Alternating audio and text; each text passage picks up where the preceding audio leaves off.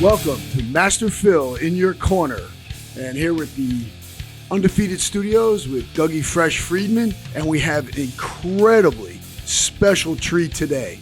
I'm pleased to introduce the man that I consider to be the Godfather of American powerlifting. He was a longtime writer for Muscle and Fitness, Powerlifting USA, as well as many others since the 1970s, publishing over 1,000 articles. He has authored 5 books, including Strong Medicine, The Purposeful Primitive, and his coup de grace of co-authoring Ferocious Fitness with yours truly. He is a world champion and multiple-time place winner, as well as record-setting powerlifter, and was a national champion and record-setting Olympic lifter as well. More importantly, as a co-head coach of Black's Gym and also coaching on his own, he has trained dozens of world champions and record setters. Just a couple names: Brad Gillingham, Captain Kurt Kowalski, Ed Cohn, Doug Furness, Lamar Grant, Joe Ladinier, Dave Jacoby, Mike Hall, Mark Cholet, just to name a few. He was also the strength and conditioning coach for UFC champion, the Hammer, Mark Coleman. And Marty also can be heard on his podcast, Raw, with Marty Gallagher, and he has Jim Steele and JP, and he's also part of the Iron Company. And then, we can let you do a shameless plug at the end. Please welcome the Godfather of American powerlifting, Marty Gallagher. Hey, Marty, how you doing? Good, buddy. How you, Phil? Oh, great. Hey, you know what? A couple things. I know that you're aware of. I knew about you prior to us ever meeting. But then, when I've been listening to the Forrest Gump of Strength series on your podcast, I'm mesmerized by it. I'm addicted to it. I listen to it all the time.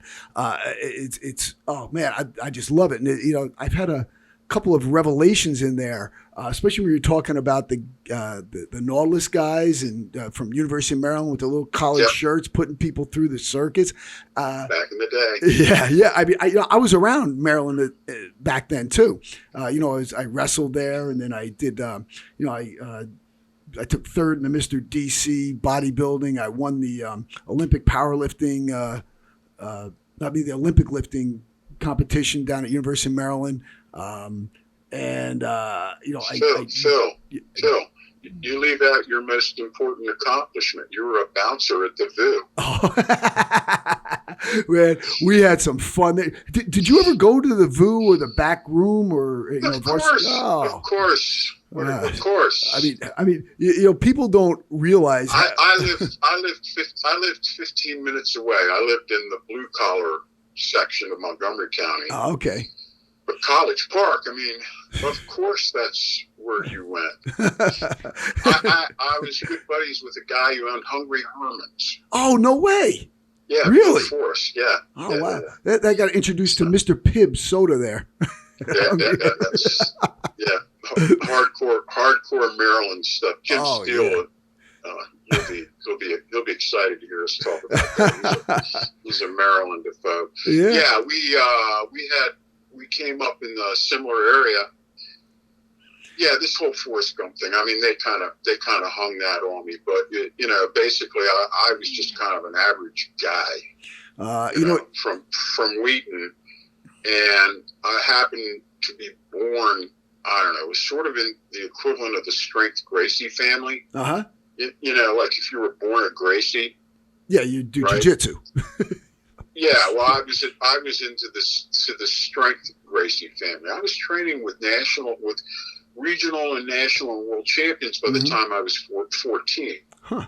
Right. So I got all my techniques learned. I got my, what hard work really was. I was training with grown men. Oh yeah, that's something that I wanted to run by you too. I know we've had many discussions, but never discussed a couple of these different things because you remember the Catalfo brothers from my book. Yeah, they introduced me to this guy Tom Rohn and his gym. It was like the North Jersey Training Center in the basement of a trunking company. I don't know if you know any guys. Chuck Williams. No, but I'm sure we know people who knew Chuck Williams from back in the day because he was from the Jersey clique of powerlifters. Yeah, like the North. Or it would be even more specific, right? Yes. What are you, North Jersey? Yes, North Jersey, right outside New York City, and they would and the lifters from that region would have a very specific, unique way of training, almost like the regional cooking. Right. Yeah. Right. And the guys in Texas would train totally different than the guys in Northern California, who would train totally different than the guys in Western Pennsylvania, who train different than the guys in Eastern Pennsylvania. You know, in all these different schools of strength, like it happened in fighting. Yeah. You know, how all the different styles of fighting merged into MMA. Yes. Right. Well, all the different schools of strength sort of merged into the. It reached its peak during the Ed Cohn era. Yeah. Right. Yeah. That and Kirk, you know, my boy Kirk, and it never we reached our peak in power sports in the 80s and 90s. Yeah. I mean, it was huge back then. I mean, you know.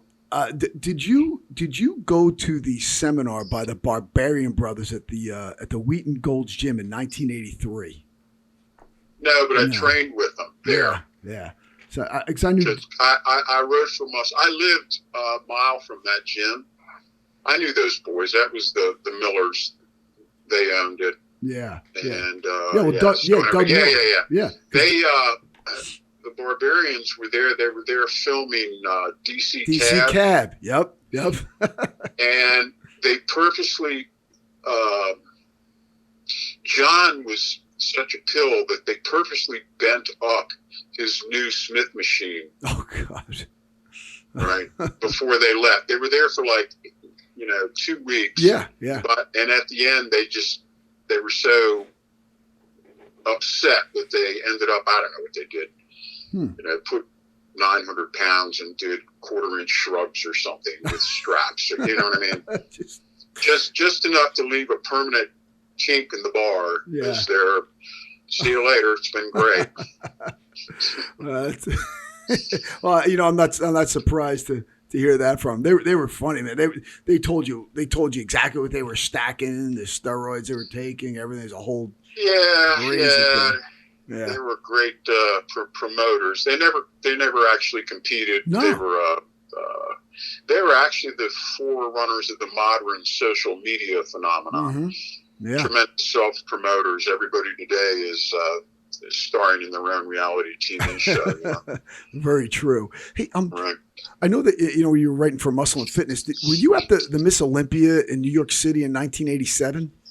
No, man, I didn't go to any of the Miss anything. Okay. Yeah, because I didn't see you there. Yeah, because I went up there. No, we just did the man stuff. Yeah. Okay, and even that was bad enough.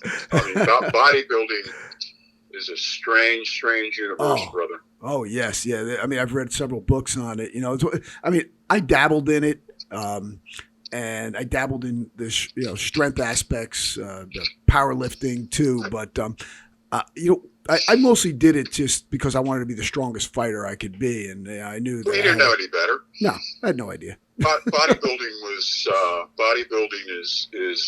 dominates the media and dominates everything. Back in my day, that was not quite the case. It was sort of even Steven between bodybuilding, powerlifting, and Olympic lifting.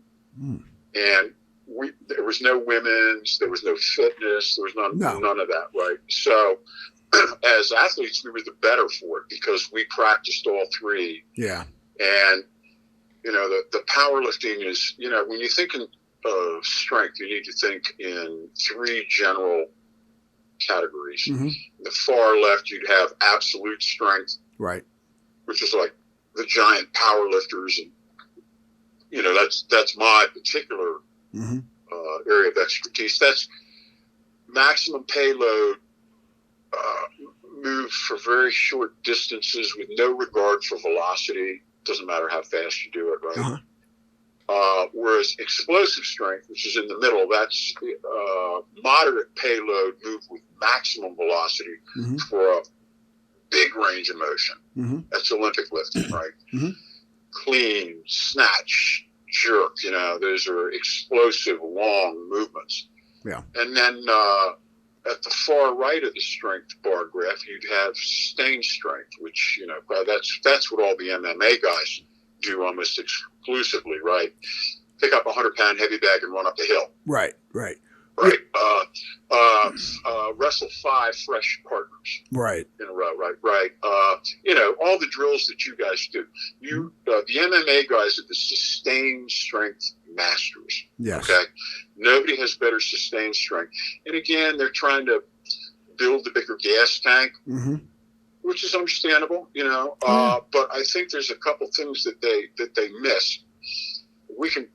Because that's what can we just touch on this? I would love. I was just going to take the MMA thing and run with it because I want to hear about this. I actually had a friend.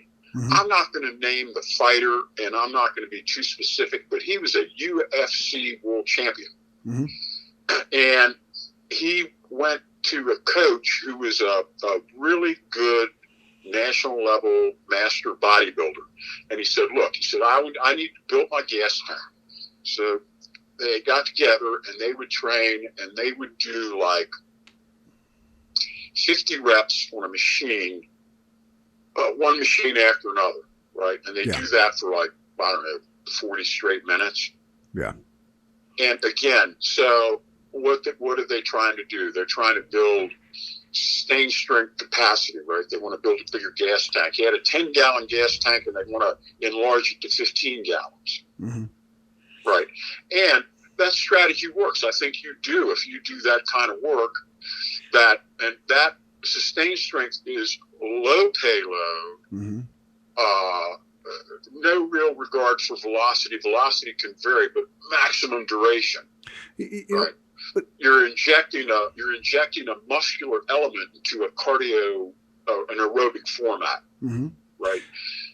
So their strategy was great. They did. They increased his 10-gallon gas tank to 15. Mm-hmm. But what you don't take into account is that when you're being tied up by Vanderlei Silva and kicked in the head. Uh-huh.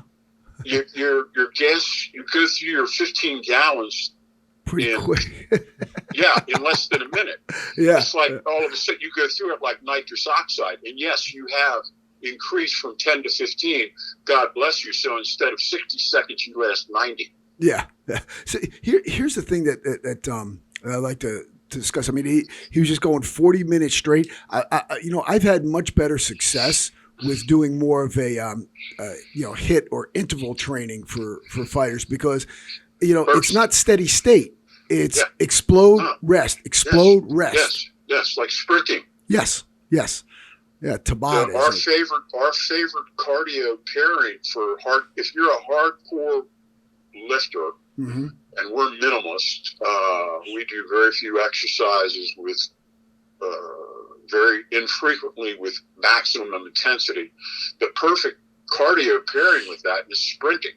Yes. Because sprinting is like lifting. You mm-hmm. do one all-out set, and that might last 15 seconds at most. So sprinting is a perfect complement. Yes. For hardcore lifting.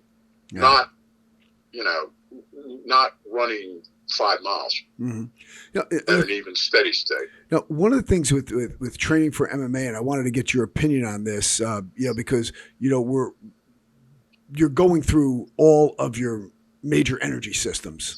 The ATP is shot, in the first few seconds or so, and then how in a fight, how do you train them to be able to recover that so they can get their explosive power? And then, we go into the lactic acid system and obviously the aerobic system because you need aerobic. In the training that you provide for these fighters, what has been your strength and conditioning philosophy and how to address these particular energy systems?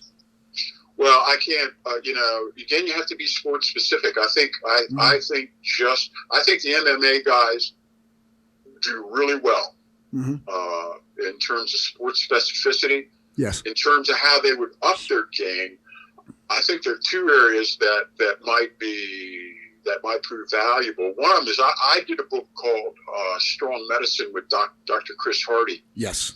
Great book. Great book. Yeah, Get and it. Chris was a really, really smart sports guy, and he thought that the real upside might be in nutrition and maybe even some sort of a miracle replenishment drink that you take, like that instantly repletes you, your depleted system. Some sort of combination of ingredients that instantaneously, rehydrates, everything's your depleted energy system. We don't have that. It's like the solar powered car. Yeah. We're not there yet, but I think that's one area that will come open in the not too far future. Yeah, it's funny. Technology expands so rapidly every month, every year, that in no matter of time they go, okay, well, what we got is we've got this new replenishment drink that you drink before your fight, you drink it between rounds, right? Yep. And it improves your sustained power by 48%. Yeah. But there you are. Yep. I think that's a breakthrough. I think another area that a breakthrough is, I think that if fighters started to include absolute strength training, which I think right now they purposely avoid. The thinking is we don't need that type of strength, right? Absolute strength. We don't need that. We need the sustained strength, or we like explosive strength too. Yeah. Well, I'm gonna. And those are great strengths. You should have those. You should pay homage to all three. You know what? Absolute, explosive, sustained. You should do all three. But the MMA guys are like, we like sustained a whole lot. We like explosive. We don't like this. This makes it too big. We'll get too bulky and stuff like that. And it's the quick answer to that is that if size and strength didn't matter, why do you need weight classes? Yeah. Yeah, exactly.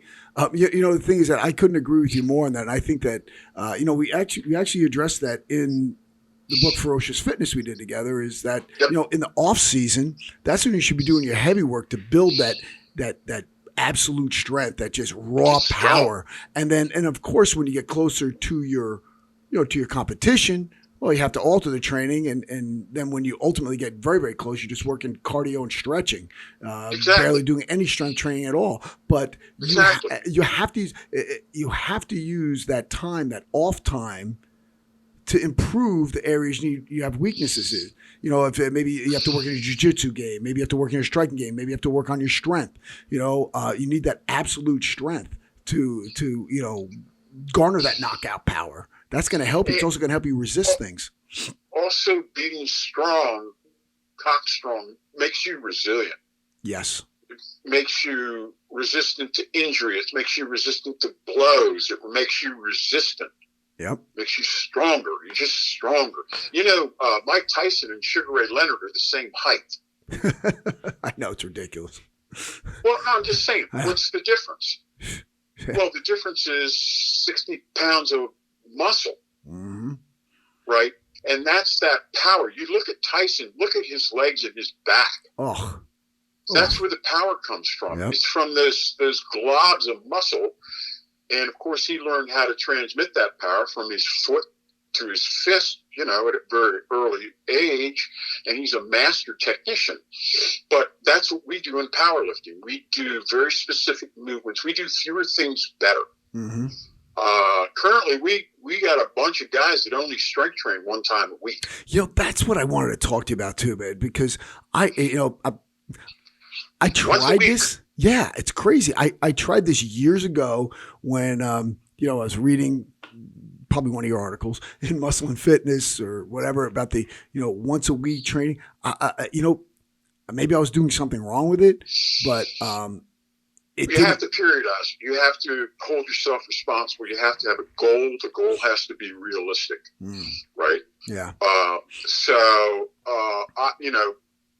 What happened with me is in 1988, I took a job as a warehouse foreman. Up in Connecticut, right? And Milford, Connecticut. I had to railroad. I had to ramrod a 30 criminals, you know, in a minimum wage warehouse environment with a liquor store right across the street. So, you know, during the week, I didn't get any time to train. I had to be there 10, 12 hours a day. Yeah.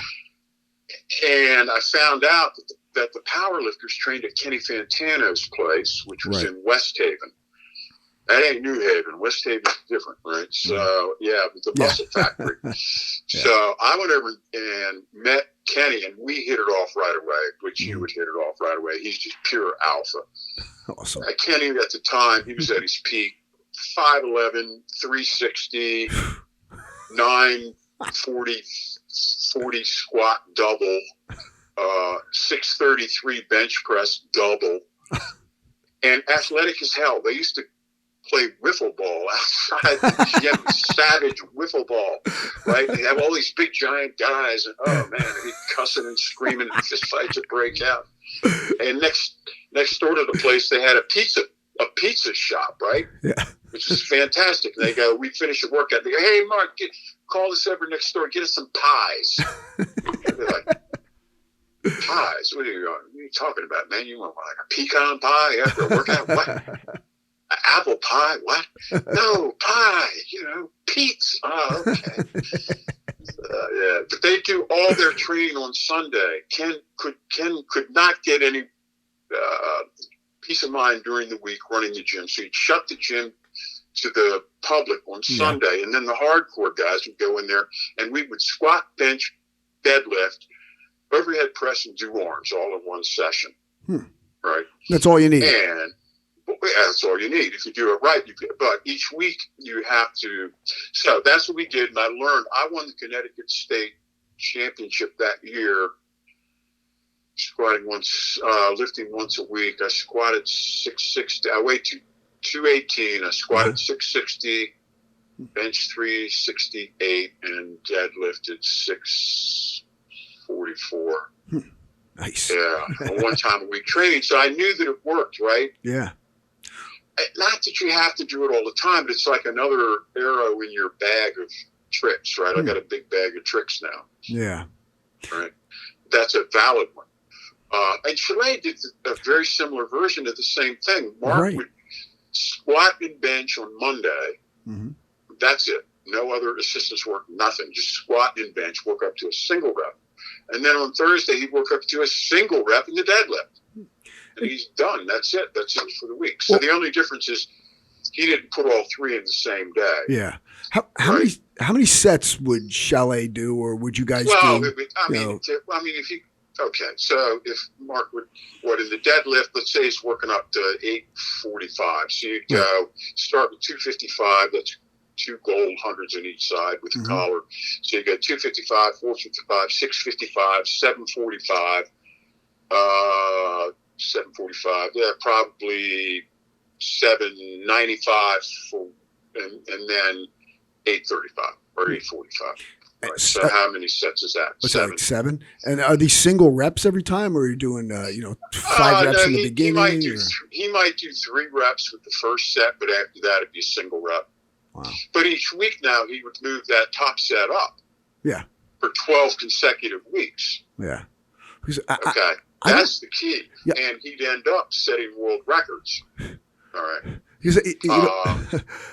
I'm trying to get as minimalist as possible in my workout and get the most out of my training. When it comes to absolute strength, you only have to do it once a week, and you only have to do 3 lifts. Yeah.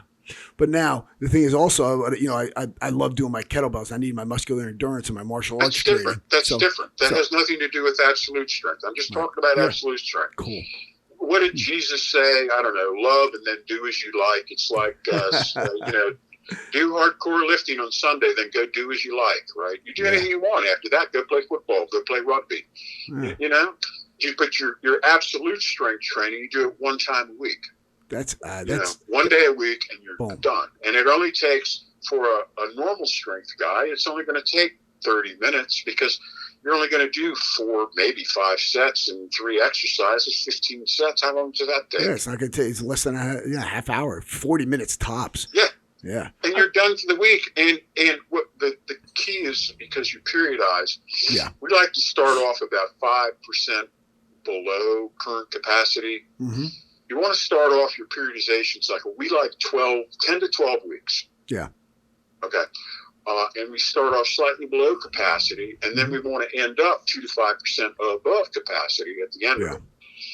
But by starting below capacity, you're able to get momentum, right? Because you're slaughtering those first sessions. You're crushing it, right? Yeah.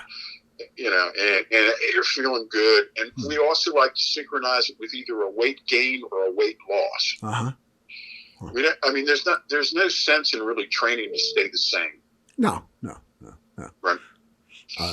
So that's the what we try to do. And, you know, even if it's a half-pound weight gain a week, that's going to keep you anabolic. Mm-hmm. You know, nutrient-wise, you're going to be in positive nitrogen balance. Any weight gain that you have is going to be muscle because you're getting stronger. Right? So you're increasing lean muscle mass. Well, at the end of 12 weeks, you're 6 to 10 pounds more muscled up, man. Yeah. And your bench is probably going up 40 pounds, and your squat and your deadlift have gone up 60, and you're just stronger. You know and what? You've done it on 30 minutes a week. Come on. Yeah, you can't beat that. You can't beat that. Sign me up. And the thing is that, before I'm going to ask you some questions on nutrition, but the thing I want to get across to the people listening in is that the guys you're talking about are ridiculously huge. I mean, they are huge people. I mean, I met some of these guys with Marty, and of course, seen some people at powerlifting meet and so forth. But the guys that Marty is talking about, the guys that employ this method, these world champions, these guys are enormous. And I was brought up on the philosophy that you had to stay in the gym and bang it out. And I did more of like a body power method of training. Bodybuilding power, but these guys minimalize it. I mean, to me, that's just gold. It's like in strength, like in MMA, there are levels and there are levels. Yeah. Right. And at the levels, less is better, but you have to be based in proper techniques. Yes. That's the thing.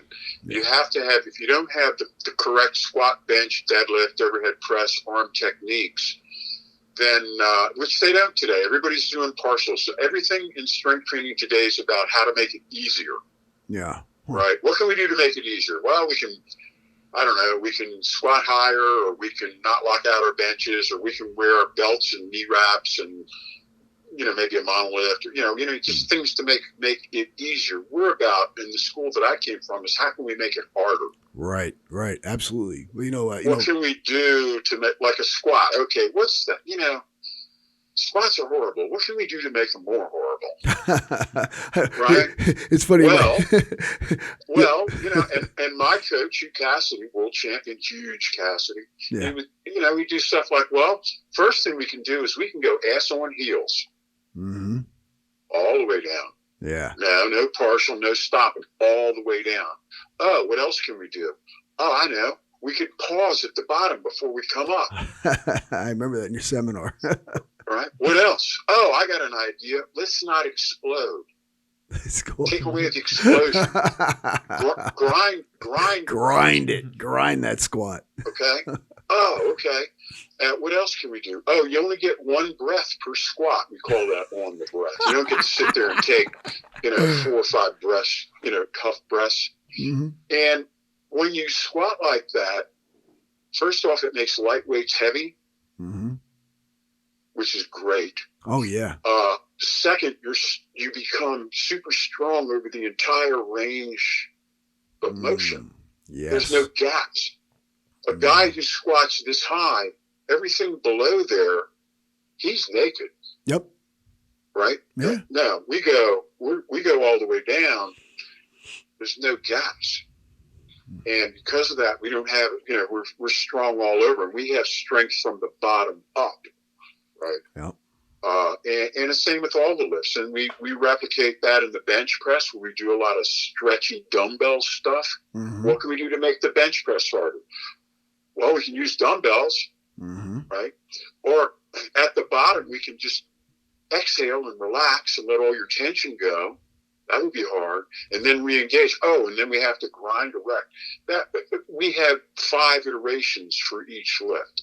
Each iteration builds sequentially on its predecessor and on its successor, right?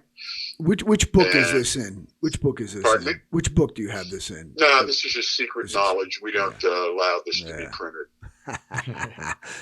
Yeah, I know that I've experienced some of it, but no. It's in the purposeful primitive. That's what I thought. Yeah, that's what I thought. Because I'm like, wait, some of this is familiar. And plus, it was in your seminar.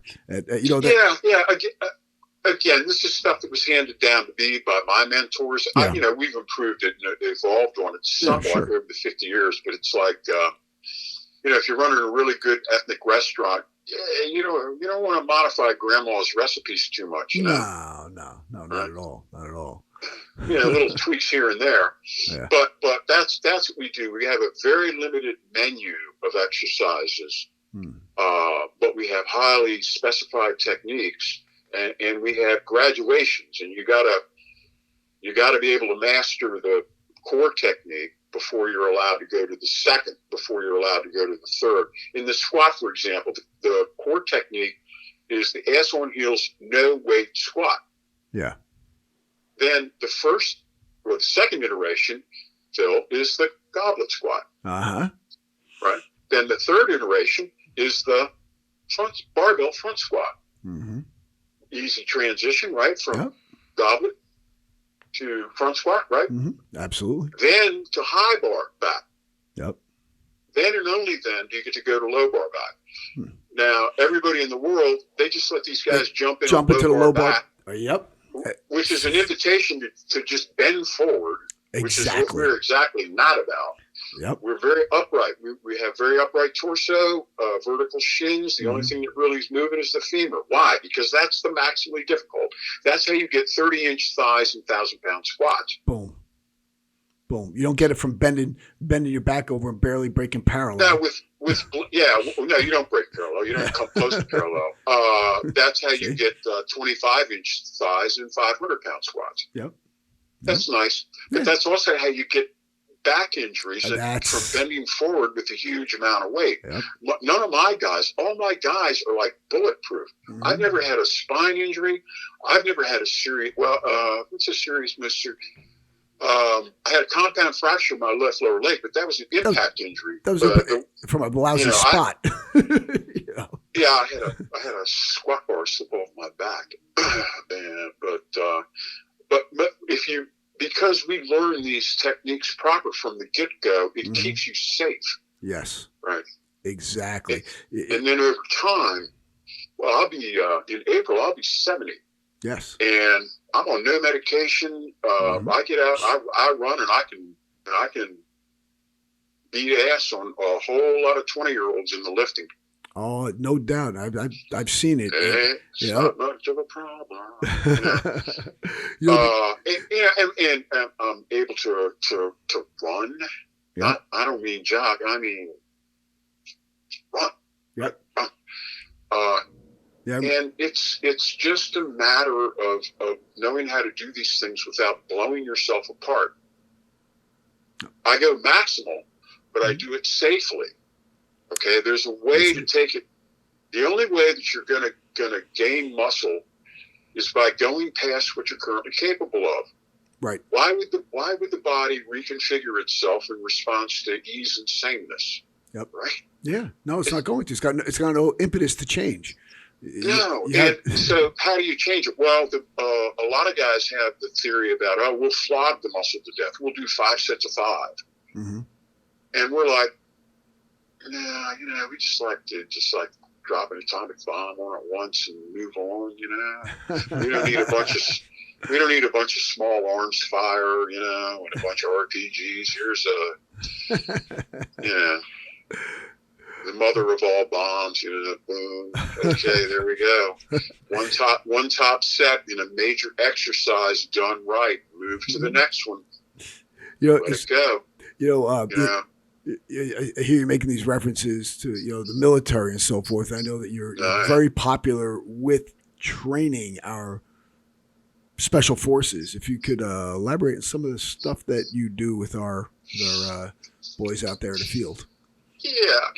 I for the past decade, I've worked an official and ongoing basis with Naval Special Warfare Development Group, DevGru, out of Virginia Beach, and I worked with Tier 1 guys, and they approached me for the exact same thing. They were like, we have a conundrum. We understand and love, strength training, but we don't have the time. We have so many things that we have to do. We've got to keep up on our ground fighting. We've got to keep up on our MUTAI. We've got to keep up on our, pistol shooting. We've got to keep up on, jumping out of planes. We've got to keep up on, on and on it goes. All these skill sets that they have to stay on top of. They don't have time to be in the gym even 3 times a week for an hour and a half. Yeah. And I said, well, I got an idea. What if you were able to do it all? And give me an hour. Can you give me an hour a week? And they go, yeah. So, we went down and trained with the guys, and, they took to it. And we've been down there every year. I'll take a crew of 5 coaches in with me, and we'll stay for a week. And all we do every day, twice a day, 4 hours in the morning, 4 hours in the afternoon, it's this minimalistic strength training along with our minimalistic programming. And again, it's because it's time compressed for when they're stateside. Now, when they're deployed, they have a lot of time. Yeah. Right. So that's when Jim Steele, who is a master of volume programming, they'll call Jimmy, and Jimmy will write them up. He said, well, what are you going to do? I said, oh, we're so bored. And that's when they might do some high volume bodybuilding kind of stuff where they kind of moderate the intensity, but it's just, well, we're going to be here for 2 hours, we need to make it across the finish line. So, let's just, we're not going to set any personal records, but we're going to do a lot of sets. I pointed out that Schwarzenegger at his peak, he was doing 700 sets a week. Oof. Yeah, he was doing 2 a days, right? 6 day a week double split. Yep. Now, when my protege, my boy Kirk Karwoski, when he won his world championship, he was doing 25 sets a week.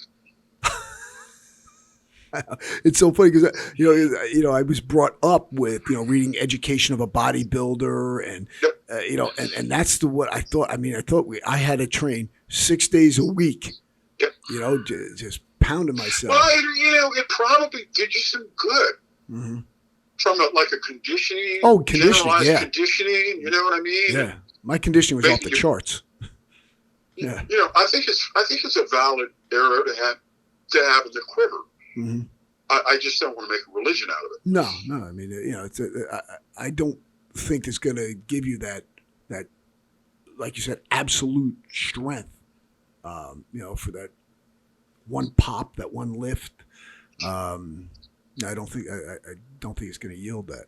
So, but I don't know if you remember, but I brought my daughter down to the powerlifting seminar, and she did a competition. She won, and she's going to be competing in Easton on the 15th of February. So, where? In Easton, Pennsylvania. There's a meet there. Now that's a suburb of Philly, I think.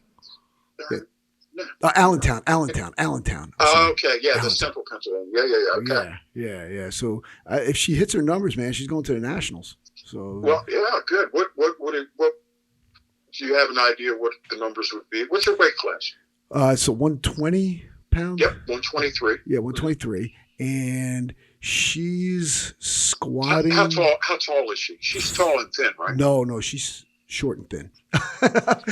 She's 5'2.5". Well, I didn't mean tall. I didn't mean like 5'8". I meant Yeah, she's 5'2.5". And she's squatting 260, benching 150, and deadlifting somewhere in the neighborhood of her squat. Mm-hmm. Yeah. And she's wearing gear in the squat. I'm sorry? Is she wearing gear in the squat? I don't know if like she's wearing belt and wraps. I think she's. I don't. She wears just a singlet. And then she wears. I don't know if she's wearing the knee wraps. I think she puts slip-on sleeves and a belt. That could be okay. Yeah. All right, good. That's good. Just make sure her techniques are good. We want to keep her safe. Oh yeah, absolutely, absolutely. So I'm not training her anymore though. Because there's only so far. There's only so much your dad's gonna do, and you gotta let her go somewhere else. Well, you want to maintain your relationship. Oh, exactly. So they're only going to listen to you so much. We're too used to talking to other alpha males. Yeah, and it's different. Yeah, it's funny. I was listening to one of the podcasts, and I'm not going to mention the guy's name, but you said that he always liked to hang out with lessers, and I'm thinking, man, I like to hang out with alphas. I look at a lot of the guys I associate with and guys I hang out with. They're all accomplished, hard piping dudes, and that's why I feel most comfortable. And your point is? My point is, I don't know why somebody wants to hang out with someone lesser other than they just some. My solution has been to retire from society. Honestly, I see during the week. I see my wife. I see the people at the grocery stores that I go to. The farms I go to, the butcher shops I go to. That's it, buddy. And I train. Okay, yeah, we train a group of train guys. The boys once a week. Go down to Donnie Berry's. Yeah. Farm gym, and it's a bunch of local fellows, just normal American guys from the neighborhood. And we work with them, Kirk and I. And so Karwoski and I coach them, and they train once a week. They do squat, bench, dead. Some of them stick around and we'll do overhead presses and curls and stuff. A lot of them won't. They'll just go. But they're construction workers and they're firemen and they're working at gas. They don't have time. They have families and kids. Right. You know what I mean? They have no time during the week. Yep. So they show up on Sunday. We train from 9 to 11. We've pushed as many as 20 guys through in 2 hours.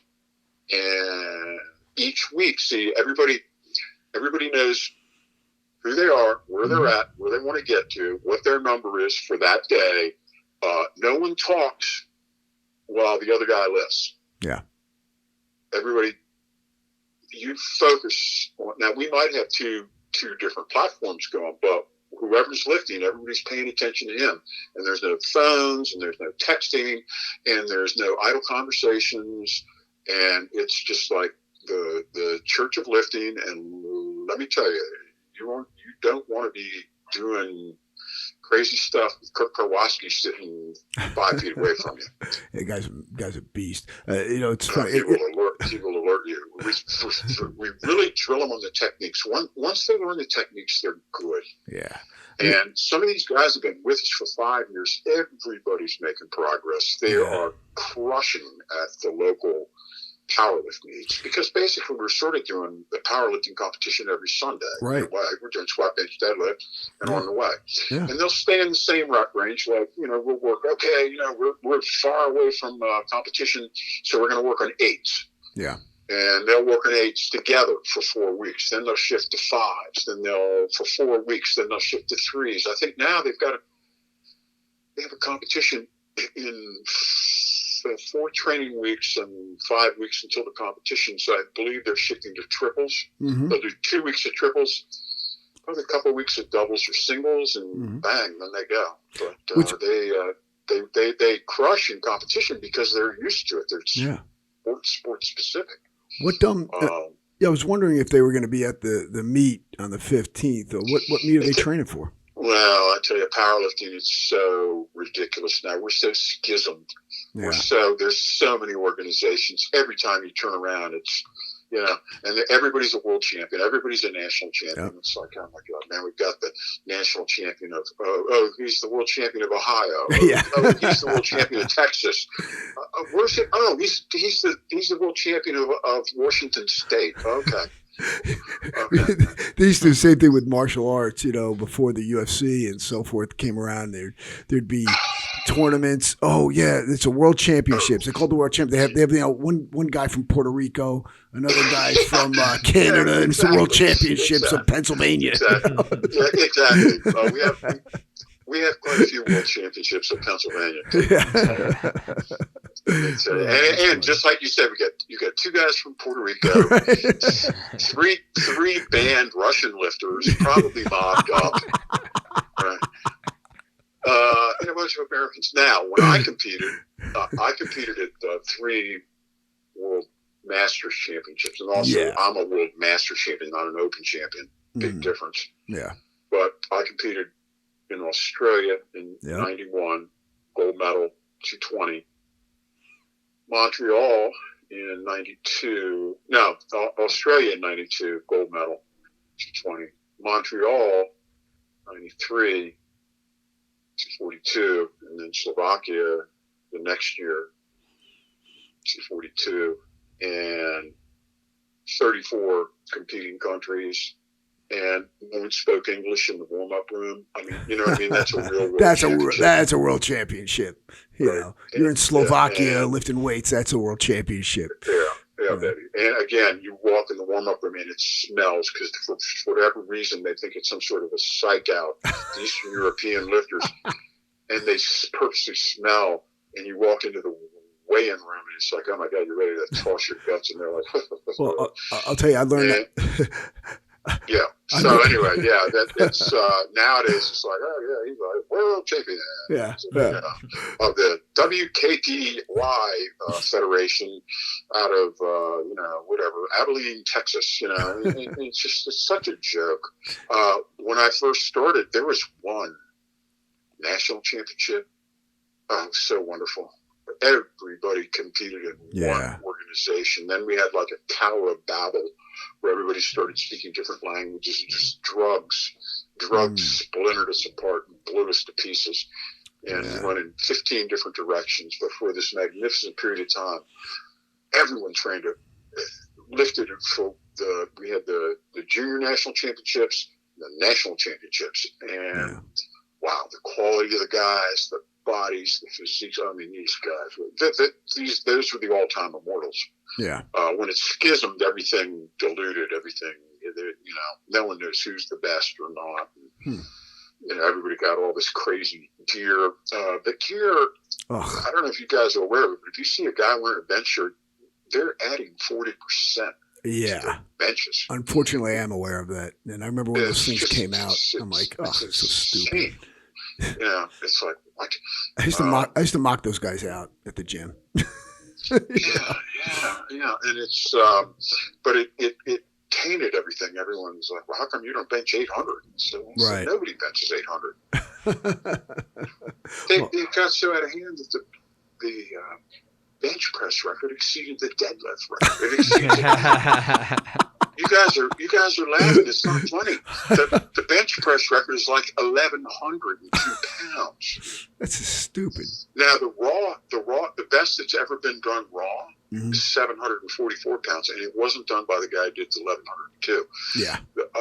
So if you do the math, by putting a shirt on, you're adding 40 to 50%. Yeah, it's like 48% or something.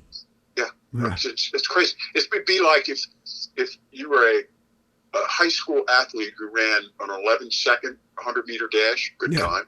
Yeah. If you went to the Nike store, you bought these magical shoes, you put them on, and you could run 8.3. You could run faster than Usain Bolt. You guys are laughing. That's what happened to my sport. It decimated us. I mean, and then they brought in this thing called the monolith, which they used in the squat because they said, we have to eliminate the walkout on the squat because it's so dangerous. And I'm like, What? wait a minute, there's never been any injuries in the walkout. I've been watching this thing for 20 years. What are you talking about? No, the real reason was because they can do 200 pounds more if they don't have to walk it out. Right? Huh. So then we got that. Then they started wearing all this crazy gear. Thankfully, it looks like the geared lifting is dying. The CrossFit, because they emphasize squats and deadlifts, the raw powerlifting has been barraged over like the last 5 years. So it's really, really good news. It really looks like that the geared lifting is finally. I mean, I don't even I haven't worn a belt in probably 25 years.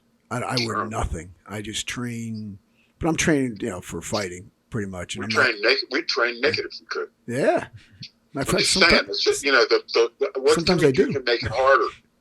What can we do to make it harder? Yes. Yeah. I want to. That's why I love this this notion of minimalizing everything and just getting the most out of it here, and using a lighter weight to be able to get that full range of motion on the squat. I mean, it's something. Luckily, I was trained in that fashion as well, and that's why my squats are pretty decent. But doing it that way. You must have trained your curls a little bit too, looking at your arms. Want me to tell you the funny thing? I only did You're one. lying. You're lying. No, I'm You're lying. No, Don't even say no, that. I'm not going to say I didn't. I'm not going to say I didn't, but I only did one. Even when I competed, I only did one exercise for my biceps. I did so much back. Yeah, but how many hours a day? Well, I would typically, when I was training, when Percy and I were training. Come on. And I'll tell you, we'd go about an hour and a half, and we trained 4 days. That's not bad. Yeah. And I know you guys are quiet because I've been to your gym there with at Don's place, but Percy and I would work out in the Riverdale YMCA, and we would just abuse each other. Going onto squats, screaming at each other, hitting each other with stuff, calling each other all kinds of names that we can't say on this podcast because I keep it curse free. We would just be people looking at us, and we'd be screaming and puking and snotting and everything. But man, we got pretty strong.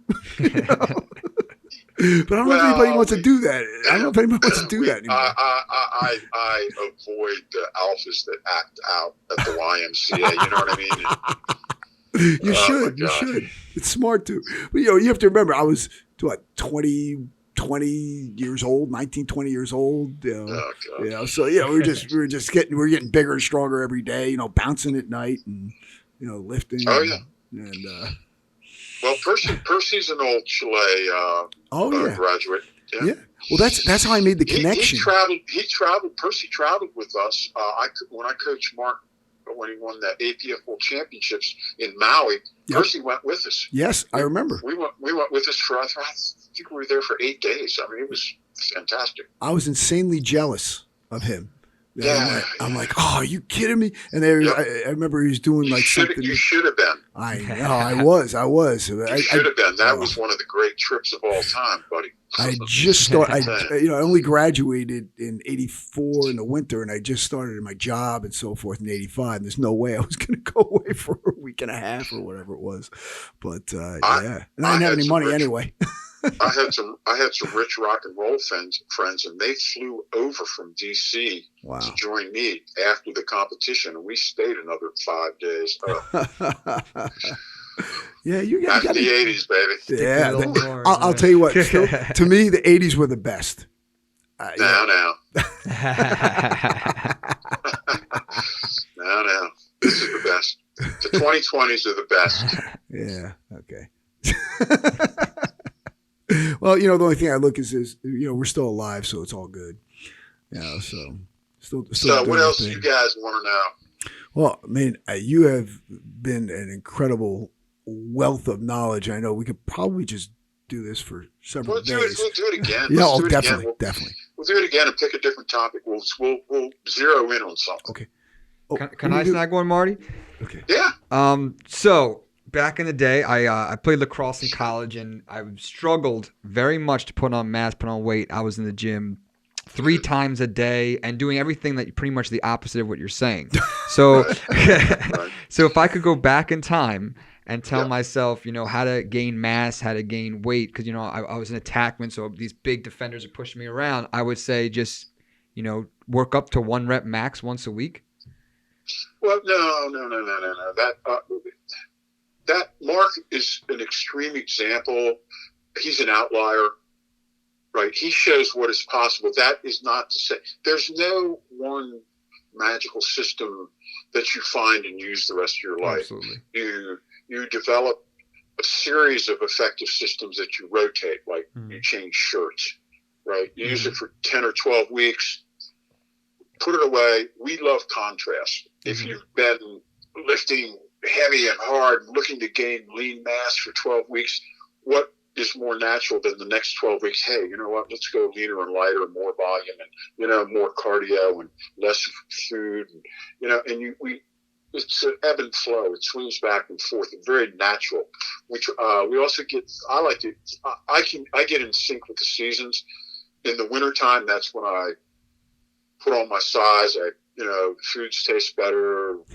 In your case, I don't want to get into my case. In your case, if we were to go back in time, no, what you would do is first you would get a good teacher who would show you these core techniques, and you would stick to the basic exercises: your squats, your benches, your power cleans, your deadlifts, overhead pressing of some type, barbell, dumbbell, how to curl and actually make a mind-muscle connection, right, Phil? Yes, absolutely. Instead of just throwing the weight up, how to do triceps and actually activate them. So once you learn the core techniques, then it's like, okay, what do you want? That's the first thing we did. What do you want? I want to get bigger. Okay, well, you gotta add a pound a week, man. Now, were you a skinny, small guy or an overweight guy? Yeah, no, skinny, small guy, and still skinny. Still skinny. Nothing's changed. That's so easy. Yeah. I tell you this. Back in my day, you weren't serious if you didn't drink a gallon of whole milk a day. That's in addition to regular food. Yeah, I was doing Rockies. I was doing the cracking eggs and eating it whole. I was eating a full rotisserie chicken. Nothing was working for me. Well, guess what? You weren't eating enough. Yep. Wasn't eating. You're right. Whatever it wasn't enough. Right? True. And your lifting probably was counterproductive. You probably were you stressed out? Was it a stressful time for you or a good time? No, it was good, but I was that's also all. That's all. It wasn't like sometimes we get at cross purposes. Sometimes you're trying to gain weight, but whatever, you're going through a divorce. I mean, that's the time we're going to get lean. Yeah. Right? When stress comes, eat less. Right. We're big believers in periodic fasting. Yes. Absolutely. And I'm an intermittent fasting guy. I don't eat my first meal of the day till 2:30 in the afternoon. Yeah. Okay. I'm older and I need to eat less. Okay. Yep. I try to clean up my content. In the wintertime, it's tough. I drink. I'd like to drink beer. I don't drink hard liquor anymore. No more whiskey? No, not anymore. It messes my next day up too much. I can't afford that, right? Yeah. Well, I'm just saying it does. It destroys. It's terrible. I have a very regimented lifestyle, naturally regimented, not willpower. But I write every day, and if I drink hard stuff the next day, it's like, just forget it. I'm sick. I'm poisoned. Yeah. So, but we do periodically fast and detoxify. You gotta. Insulin is the key. You can't mix fat and sugar. Okay, that's deadly, and you need to control your insulin. And the way you control your insulin is, first off, clear out, clean up, detox, stop eating. And if you stop eating, your insulin receptor sites will clear out and normalize. But you got to get the gunk out of your system. You have to get insulin down. And if you take carbs in, that's not going to happen. So you got to bite the bullet and get in touch with hunger. That's what we call it, get in touch with hunger. And when you're talking about carbs, you're talking about you have to think of carbs in 3 types. You have your fibrous carbs, which are perfectly okay. Yep. Eat as All much right, as you want. here's the way to think of it. If it's not fat, if it's not protein, if it's not fiber carb, it's undigested sugar. Mm-hmm. Boom. Name anything other than those three, and it's will be turned into glycogen in your body. Gotcha. Yeah, I'll tell you that works so well because I during the break, I mean, I'll put on weight like nobody's business. And I know people look at me and say, "Yeah, you're full of garbage." No, let me tell you. I'll tell you straight up. I had off 5 days. I took off, and I was driving around with my family, and we were eating and drinking every night. You know, not just a couple glasses of wine, nothing crazy. I usually walk around between 189 and 192. I went up to 204. Well, 204. you were just getting reacquainted with your Italian heritage. Exactly. And I just sloughed everything down my throat. Again, fat and sugar. That was killing me. I'm Well, back down. I mean, you blow up. You just artificially expand. As soon as you get that stuff out of your system, you go back to exactly normal feel. Now, if you live that way, you look like one of the guys down at the restaurant. Yeah, right? I'd be like 2-ton Tony Galento. It'd be huge. Yeah. So so now this morning I weighed in. I was 191.8. Boom. Yeah. I'm back in my range. Nice. Yeah. And I'm doing exactly what he's talking about. You're 39, right? Me? Shit, man. I'm 57. That's impossible. Yeah, I'm 12 years younger. I'm only 41. How could you be 57? Yeah, I remember you talking about some of the dates and stuff. I mean, I'll tell you what, guys. If you haven't listened to Marty's podcast, listen to it. I just love it. I'm addicted. What is it that? If you don't mind me asking, what is it that you like? Because the guys tell me that, and to me, it's like, do you really find this interesting? And they're like, oh yeah, this is great. I'm like, just my life, man. What? Yeah. Life. Well, you've lived a pretty cool life. It's crazy, isn't it? Yeah, it's nuts. B, I can relate personally to some of the things. Maybe I didn't do exactly what you did, but some of the things, and you know the neighborhood. Yes, and I know those people you're talking about. I know the areas you're talking about. Yep. I was fighting in those streets in PG County, drinking in those bars, and I knew a lot of these gyms. I mean, it's just incredible to me. I just enjoy it. It's so much fun to listen to it, and you can relate to it, and that's the thing. And even the ones that I don't know, the stories I don't know, the people I don't know, I mean, it's just interesting to hear about them because they're like-minded, and it's just fun. Well, it just seems like that alpha males intuitively relate to it, Yeah. And when I think about it, it is kind of crazy the different situations that I have ended up in. And again, I am not athletically, genetically gifted guy. I never have been. But still, like, for example, just give you one example. The greatest powerlifting performance of all time was done by a guy named Ed Cohn. Yeah. And weighing 219 pounds, he totaled 2,400, which was something that only super heavyweight lifters had done. And he squatted 963, bench pressed 550, and deadlifted 900. And here's the Forrest Gump moment of it. I was his coach. Yeah, wow. I was his competition coach that day. And 10 minutes before the meet, he came to me. Yeah. Serious as a heart attack. This is 6 months worth of work on the line. And he goes, "You're going to call my numbers? I don't want to know." What? So, I'm going to say what you're going to open with in the squat, what your second and third attempt in the squat is, what your bench press is going to be. And that's how it worked out. So, wow. Yeah, it was crazy. I mean, and again, the guys that I've coached is a who's who. Oh God, yeah. Of lifting, and how did I end up there. It was crazy. And then to get into the bodybuilding world, that was crazy too. I was sucked up into the top levels of the bodybuilding world as a writer. They drafted me, and I'm going to the Arnold. I'm sitting in the front row of the Arnold Classic, the Olympia, the Night of Champions. I'm interviewing. I'm backstage pass. I'm going backstage. All the greats. I'm interviewing. I did 83 articles for Muscle and Fitness and interviewed every top bodybuilder in the world and how they ate and how they trained. That was my job. I was the training guy. Yeah. So that gave me a huge repository of information, right, which helped me in my own. See, because I'm formulating. For the past 20 years, I've been up here living alone. Yeah. Just formulating all this stuff like an iron monk. That's so awesome. Yeah, I got to make my way down there. But yes, you do. Oh, absolutely. Yeah, definitely. Well, we'll definitely plan something out. Phil, I tell you what, we're having a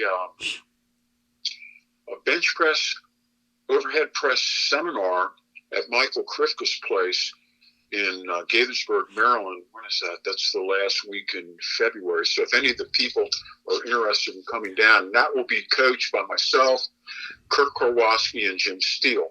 Well, guys, to promote what you want to promote right now too, so we can. Yeah, some get people that. asking if you have any workshops to train. If you're in the Washington D.C. area or want to come in, that's what we're going to do. We're going to drill down in the bench press and the overhead press, and we're going to go through the 5 iterations of each of those, and we're also going to talk about programming, periodization, all that type of stuff. So will be self-contained. My prime book is the Purposeful Primitive. That's that's a great book. Great book. And that's the one that philosophically describes what we do. I would call that my hardcore book for generalized fitness and for regular person fitness, strong medicine, which I co-wrote with Dr. Chris Hardy. Another great book. That's more like if you have a relative that doesn't train or something like that, or Yeah, they touch on it. Yeah, the book addresses a lot of different things. Yeah, for normal people, it's the best. Yes. But if you're a hardcore guy or the Purposeful Primitive, and it's still relevant today. It's still, man, they love that book. That's what started. That's what got me in with the Navy and working with the tier 1 guys. They read that book and they lost their mind. So Did you want to? Okay, no, we plugged your Raw podcast. Did you want to plug anything about the Iron Company? Yeah. Iron Company. They're great. JP Bryce.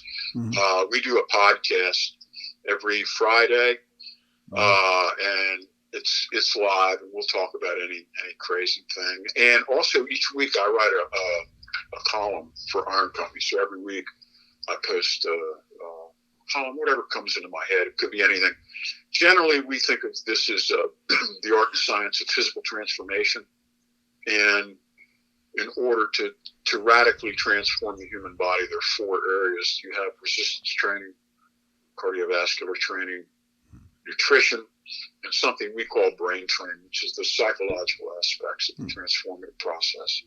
So that's my cats are fighting over here. It's like it's so distracting. It's on purpose. So and that's what we have. And that's also the core of the Purposeful Primitive book. 4 distinct areas. You have to do a little bit in each in order to optimize the transformational process. And that's what it's about. We all want to transform from what we are into what we want to be. Oh, right? Before we close out, I do also have to let you know something. And from listening to the Raw podcast and the Forrest Gump situation, that you are actually responsible for me doing kettlebells. Oh, yes. That's right. There you go.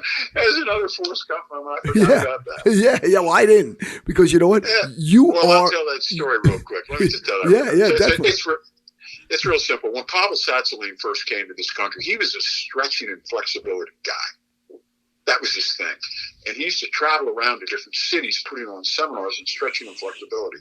When he came to D.C., he would come up. I live 70 miles north of Washington, D.C. in south central Pennsylvania, in the country. I'm right at the base of the Catoctin Mountains. Camp David's on top of the mountain that I look at, right? The presidential retreat.